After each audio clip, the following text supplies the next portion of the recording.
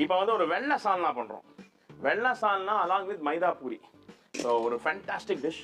Let's see how to make. First நம்ம சால்னாக்கு மசாலா அரைச்சிக்கலாம். 2 டீஸ்பூன் எண்ணெயில மசாலா பொருள்லாம் சேர்த்து நல்லா வதக்கி எடுத்துக்கோங்க. இதோடவே காரத்துக்கு ஏத்த மாரி பச்சை மிளகா, கருவேப்பிலை போட்டு வதக்குனதுக்கு அப்புறமா கசகசாவும், முந்திரி பருப்பும் போட்டு நல்லா வதக்கி எடுத்துக்கோங்க. கேஸ் ஆஃப் பண்றதுக்கு முன்னாடி பொட்டுக்கடலையும், தேங்காயும் சேர்த்துட்டு நல்லா அரைச்சு விழுதா எடுத்துக்கோங்க. இங்க கடாயில எண்ணெய் சேர்த்து சோம்பு போட்டு பொரிய வச்சதுக்கு அப்புறம் வெங்காயமும், கருவேப்பிலை சேர்த்து வதக்குனதுக்கு அப்புறமா 1 டீஸ்பூன் இஞ்சி பூண்டு சேர்த்து நல்லா வதக்கி எடுத்ததுக்கு அப்புறமா அரைச்ச விழுதும் சால்னாக்கு தேவையான தண்ணி சேர்த்து தேவையான அளவு உப்பு சேர்த்து ஒரு 15 நிமிஷம் லோ ஃப்ளேம்ல வச்சிருங்க. பூரிக்கு மாவு பிசைறதுக்கு மைதாவோட மஞ்சள் தூள், சீரகத்தூள், தேவையான அளவு உப்பு, கொஞ்சமா கொத்தமல்லி தழை சேர்த்து நல்லா பூரி மாவு பதத்துக்கு பிசைஞ்சிட்டு இதை ஒரு 10 நிமிஷம் மூடி வச்சிருங்க. சால்னா பார்த்தீங்கன்னா கிட்டத்தட்ட தயாராயிருச்சு. இதோட 3 டேபிள் ஸ்பூன் தயிரை நல்லா இந்த மாதிரி பீட் பண்ணிட்டு சேர்த்துக்கோங்க. தயிர் சேர்க்கவே நீங்க கேஸ் ஆஃப் பண்ணிடலாம். கொத்தமல்லி தலையும் சேர்த்துட்டு கேஸ் ஆஃப் பண்ணிட்டு இப்போ பூரி சுட்டு எடுத்துடலாம். மசாலா மைதா பூரியும் வெள்ளை சால்னாவும் டேஸ்ட் ரொம்ப நல்ல காம்பினேஷனா இருக்கும். கண்டிப்பா ட்ரை பண்ணி பார்த்துட்டு கமெண்ட் பண்ணுங்க. வீடியோ பிடிச்சிருந்துச்சுன்னா லைக் பண்ணுங்க. நன்றி.